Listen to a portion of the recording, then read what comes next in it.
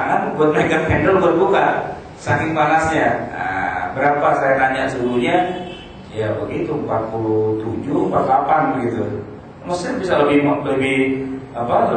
panas lagi, bisa 50-an. Nah gitu. Bayangkan kalau ada air di situ, ya musyammas itu benar-benar panas. Kalau dalam sesuai dengan dimana Imam Syafi'i menuliskan kitabnya itu. Nah kalau Imam Syafi'i tinggal di Jakarta, mah dia kagak ngerebutin air musyammas, ya kan? Kagak panas, cuma ngangkat kuku doang.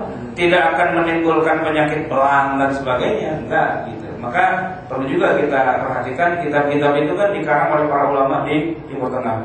Kondisi real di negeri mereka itu ya tentu nggak akan lepas dari catatan mereka. Nah, kalau di Indonesia mungkin, makanya contoh makanan yang makruh nggak ada jengkol. Kalau Imam Syafi'i tinggal di Jakarta, disebutin makanan makruh nggak ada jengkolnya, gitu kan? Nanti orang bingung, jengkol, aduh, cari di kamus jengkol itu apa, gitu kan? Makanan yang baunya enak tapi lama-lama nggak enak, gitu misalnya kan orang bingung jengkol apa. Ya, kalau kita kan baca kitab-kitab kuning disebutkan buah tin, buah zaitun, kagak ada di kita. Tin kayak apa, zaitun kayak apa, kita kagak tahu. Ada di Quran, cuman nggak ada di sini, gitu. Nah seandainya imam-imam itu adanya di Indonesia, maka tulis tuh ada cempedak, ada nangkai randa, ada luren dan sebagainya. Ya, ada lagi pertanyaan? Sampai di mana tadi dia? Sampai di air zam-zam, udah? Ya air zam-zam ya. Nah, insya Allah nanti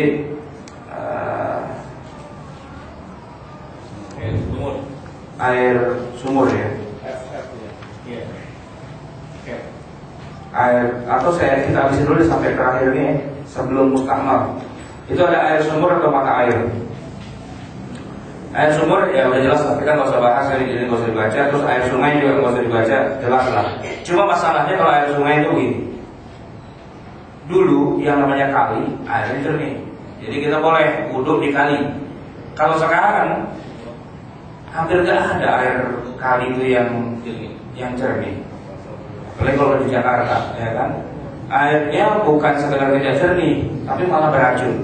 Coba aja kalau kita datang ke daerah menjelang Ancol itu Gunung Sari itu.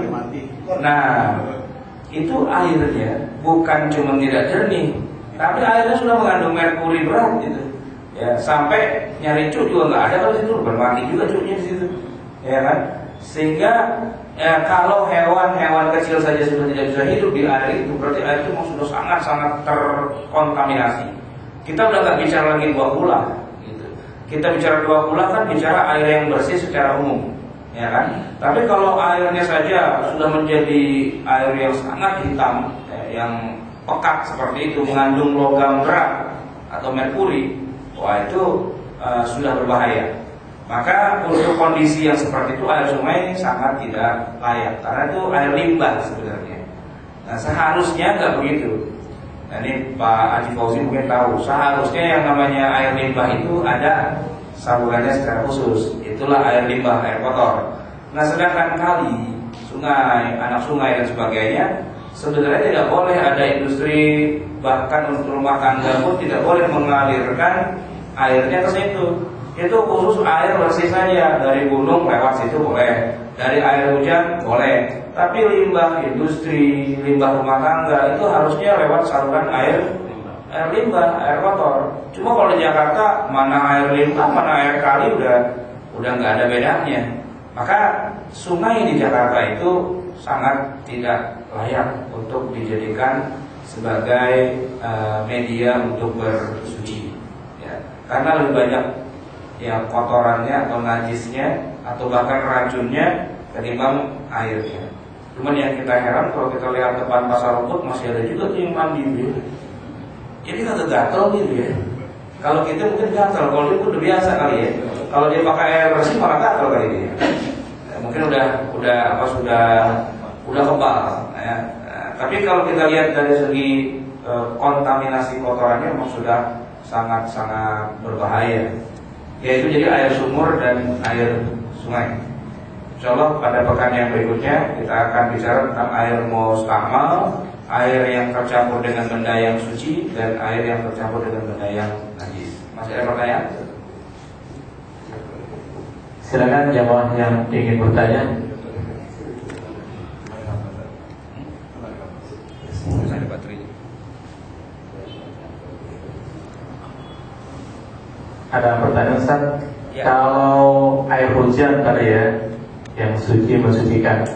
Kalau sekarang kan di lingkungan kita di genteng itu banyak binatang, mana kucing atau burung. Nah ini bagaimana nih? Jadi suci mensucikan air hujan itu kalau kita pakai kalau di genteng-genteng kita. Yang kedua tentang air pam.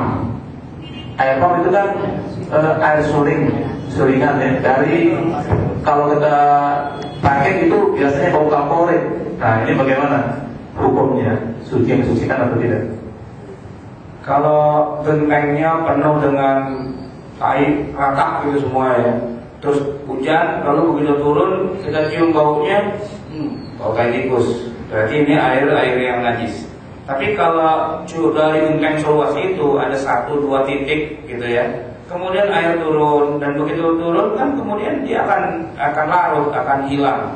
Nah, begitu sekarang tesnya terakhir di kita cium baunya. Sebenarnya kan ada 3. Pertama warna, ya kan. Yang kedua aroma, baru yang terakhir rasa. Warnanya sesuai dengan warna tai atau enggak. Kalau airnya ternyata jernih, ya tes yang kedua adalah baunya. Ada bau tainya atau enggak? Kalau enggak ada juga, tes yang terakhir jilat lah. Ya, kalau dijilat, wah berasa tai, nah berarti itu najis. Tapi satu hal, karena air hujan ini ngalir terus, ya kan, ngalir terus, dan di situ taruhlah ada 1-2 titik najis gitu ya. Maka kita bisa samakan dia dengan air sungai. Kita kalau air sungai yang jernih itu kadang-kadang kalau di kampung atau di atas gunung begitu, ada juga tuh orang yang buang hajat di kali. Begitu kita mau wudu, dia lewat. Wah, kita tunggu dulu. Berarti kan setelah dia lewat, ya kita hormat sama dia. Nah, baru kemudian kita wudu. Artinya jangan dipasin. Nah, begitu juga dengan air hujan. Air hujan itu mengalir terus gitu. Dan najisnya sedikit. Kalau airnya banyak dan najis sedikit, maka yang sedikit itu akan kalah dengan jumlah yang banyak. Kecuali kalau tadi saya bilang gentengnya penuh dengan tai, mungkin itu genteng kandang sapi kali ya. Sapinya pada naik ke genteng berbeda ke situ. Nah itu lain lagi urusannya. Ya, kayak kucing misalnya. Kalau banyak itu kita bisa lihat dengan warnanya, baunya dan rasanya. Tapi kan sekarang begini, ini kan kita bicara air hujan itu pada dasarnya suci. Kalau memang kita tahu loteng kita atau genteng kita tuh banyak najisnya, ya jangan wudu di situ. Wudu aja begini aja langsung dilangin kan bisa. Ya. Begitu wajah kita basah kita ratain, itu wudu. Sebenarnya tidak harus nunggu dari yang di atas genteng. Air pam yang berbau kapur itu kasusnya sama dengan tadi air laut yang ada garamnya. Atau air yang tercampur sedikit dengan pasir atau dengan tanah. Air yang ada kaporitnya itu tidak disebut dengan seperti kita bilang air teh atau air susu atau air kopi. Ya, dia mengandung kaporit tidak masalah karena kaporit itu juga benda yang suci dan tidak mengubah keairannya. Ainul maknya itu nggak berubah. Ya, jati diri dari air itu nggak berubah. Nah, oke, ada lagi? Air kolam renang sama kan kaporit tadi. Nah, gini, yang berenang 100, yang kencing 2-3 ya nggak apa-apa dah. Kalau yang kencing 100 juga sejumlah semua pada tadinya kalau berenang 1,5, begitu habis berenang penuh gitu. Nah itu jelas ya. Dari baunya aja udah bisa kita rasakan. Tapi itu tadi air yang banyak ya dengan najis yang sedikit, maka air yang banyaknya tidak akan terpengaruh. Kecuali kalau jumlah najisnya menjadi sangat banyak. Nah coba tanya Pak Mursali itu yang begitu. Kira-kira gimana itu? Ini. Jadi kan kalau renang itu airnya rupanya setiap saat selalu disirkulasi, dijernihkan lagi. Ya, ada musim ini berapa harganya tuh Pak? Berapa miliar gitu harganya ya? Kalau rusak, orang lama tutup ya. Iya. Kalau renang sini berapa biji tuh mesin pembersihnya? Ada 2 ya. Kalau mesin pembersihnya itu berhenti, nggak bergerak, nggak jalan, kalau renangnya tutup Pak ya, karena dia akan langsung rusak airnya itu. warnanya jadi hijau. Itu gara-gara kencing juga kali ya. Nah iya. Nah karena itulah kolam renang itu selalu dibersihkan terus. Ya, airnya ada yang masuk dan ada yang keluar. Ketika dia masuk itu ada semacam proses penjernihan. Nah salah satunya juga dengan dikasih kaporit juga untuk mematikan kuman, bakteri dan sebagainya. Jadi yang keluar itu bersih. Berarti itu sama dengan kayak sungai juga. Ya, sungai juga. Artinya air itu ngalir, ya, ada yang datang, ada yang keluar. Nah di sungai itu, di tepi sungai kita bikin kayak kolam. Nah, kolam renang itu prinsipnya seperti itu sebenarnya.